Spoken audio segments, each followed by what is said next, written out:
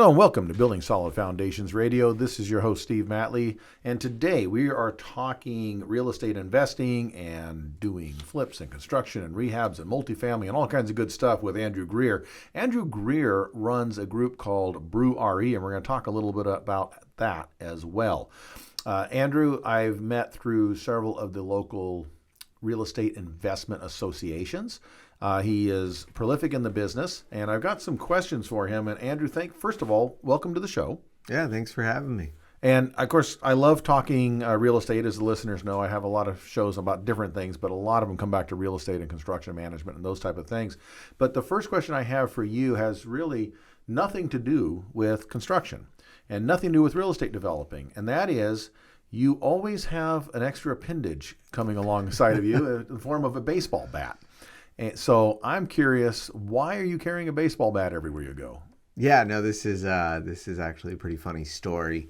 I was looking to get a speaking gig at Lab Coat Agents Live. It was a large event, about 600 real estate agents came to, and I was going to a mastermind up in San Francisco, and the gentleman, Tristan Ahumada, who runs the whole event, was going to be there. So I wanted to make an impression on him. So I bought a bat, and on it I put, if you give me 50 minutes on stage, I'll bring the wood. And bring the wood is from, if you remember the Saints going to the Super Bowl, right? Reggie Bush came out with the bat to bring the wood. The woo hit, like it's a phrase from football essentially. So I brought that bat, walked into the mastermind, slammed the bat down on the desk in front of Tristan in the middle of the event. And from there, he gave me the speaking gig. And ever since then, I've taken the bat with me everywhere. I make a new bat every year.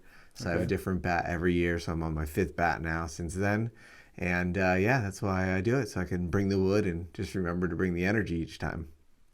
All right, so you explained you got the baseball bat, you got your gig. That's a great story, and I think it's a good hook because everywhere I've seen you, no matter where you show up, you're carrying that bat with you, and it's become, I guess, your trademark, your brand. What do you call that? Yeah, it's a trademark. It's easy to pick me out in a crowd. That's right. You know, the guy with the bat. So okay. it becomes real easy, and it's if I'm up on stage, it's very comforting. Okay. So, now, when you go to your meetups, you're doing all these in brew pubs and places like that.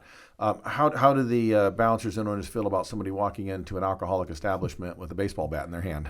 You know, it's I've thought that I would get pushback, and I actually have never gotten pushback. I mean, I had it in the Ritz-Carlton at an event that I spoke at, and we were hanging out all night there, and nobody even walked up and asked me a question about it. So, interesting. Nobody asked why you brought a baseball bat to a meeting. Well, I mean, people asked, okay. But not security. Security, okay. Security didn't ask. Okay, they didn't say, yeah, we don't need that kind of violence here. Right? So, exactly. Yeah. Okay. So that was just a point of curiosity of my own because I always see you with that, and I think it's an interesting story for our listeners. Now, you do a mix of different type of projects. One is the infill, urban infill, multifamily. Mm-hmm. Why do you choose that niche? There's so many different things you can do in real estate out there. So many ways to get involved. Why did you choose that? You know, I grew up, or I didn't grow up. I spent my time after college in a highly dense neighborhood here in San Diego, North Park, North Park, Golden Hill. And I really enjoyed the neighborhood, the vibe, the craft beer, all the cool restaurants. And as I started getting into real estate, I grew out into doing these projects that were in these local neighborhoods. And through density bonus programs, which are provided by the state and then now provided by the city of San Diego, you're able to do larger projects on smaller lots if you're adding an affordable element to it. So doing that and building out, really like monumental buildings in these neighborhoods that are expanding is a lot of fun. I enjoy it. I love I love doing murals on our projects. I love doing architectural features that make people excited to come home. So really, I've driven after that, and then just maximizing density. It's a lot of fun. So when you say monumental buildings, how do you define that? What makes that different than just your standard block of apartments? We like to add something to each building that, if I say, oh, our building with the cactuses on it, people are going to, oh, I know exactly what building you're talking about. Landmarks. Yeah, so definitely landmarks, and our aloe vera project. Oh, like I know that project. Like people will know what it is just by saying that, because they're driven by it, 20 times, but it sticks out and it's got a special vibe to it from that. Okay, so you're not only providing rental residences, you're providing public art as well. Yeah. That's we like to do the public art, the murals, and all that, and we also use local artists for these. It ties it to the community. I mean, it's no trick that it helps us get better rents and ingratiate the community to us as well, to make our projects better. But we love it because we just get to stay local and do everything local. I'm very San Diego based with everything. And what's the scale of your typical type urban project? Yeah, so right now we range between 10 units to 35 units.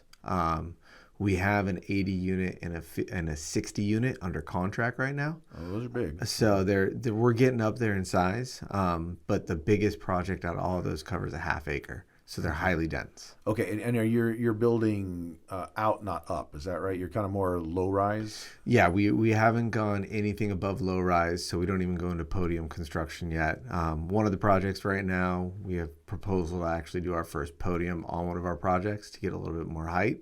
And that's a whole nother process, working through with consultants and making sure we're not making mistakes and making sure that we're building it where it's still going to have the right ROI for everybody involved in the end. But yeah, so all mid-rise, low-rise. Yeah, those are becoming very popular. I remember doing podium construction, decades ago, when they weren't quite as popular, and people thought it was odd that we were mixing, gee, that building's half concrete, and then they're building like a wood house on top of it. We used to call them sticks on a stage, is what we referred to them as. I did a lot of those in areas, I would say Long Beach, some of the coastal, more dense, but they were, mid-rise type stuff. We were talking, 5, 6, 7, 8 floors. Okay, we were doing, taking up an entire city block. Very cool. Yeah, so I did a lot of, and those are actually great. They're great projects to do because you're not into the crazy heavy equipment of doing high rises. Those are a whole different animal. It's a different set of contractors, different types of contractors you got to work with, different consultants, different design, different inspections.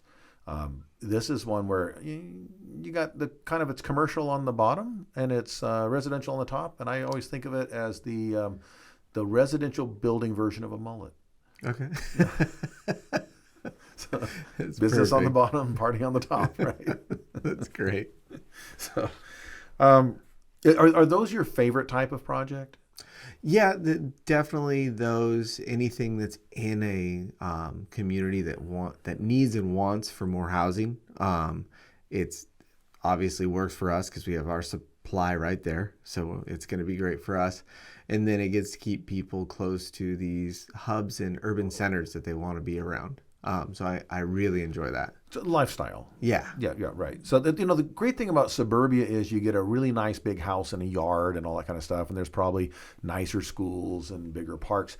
But in the urban area, you get shows, you get restaurants, you get brew pubs, you get concerts in the park, you get all the stuff that happens in a more it's not truly in the downtown like the concrete jungle of a Manhattan, but at the same time it's dense enough to get all the great benefits of a great culture, great neighborhood. Yeah, exactly.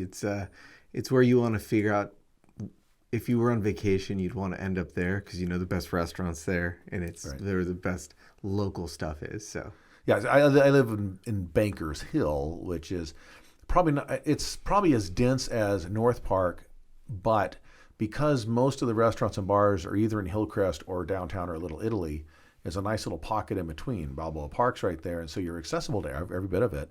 It's not quite so crowded as the parking situations and those kind of things that you get, but you still have that vibrant life. You're right there, close to everything. So yeah, and you got great sushi at Hane right there. So and a fantastic view out one direction, and one of the best urban parks in the world the other direction. By far, one of my favorite parts of San Diego. Yes, yeah, I love it up there, and of course the cool breeze every day.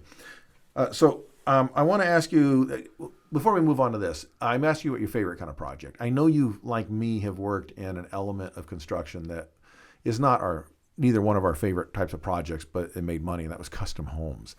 Are you still involved in that, or have you moved away from that? Yeah, so we have 3 right now, actually in Bankers Hill. Okay. So kind of midtown Bankers Hill because it's just around the ridge.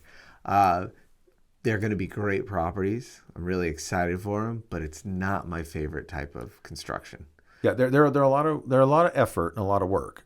Yeah, and these ones we had a lot of entitlement permitting issues on these to get through, and we've gotten through it, so it feels like a weight off our shoulders, but now we're to the construction, and that's still the hard part. Now, are these ground ups, or are you doing rehabs of the older homes in the area? These are ground ups. So okay. we did a tear down, and then we did a small lot subdivision and turned one lot into 3, and we're building 3 single family homes. Are these townhomes?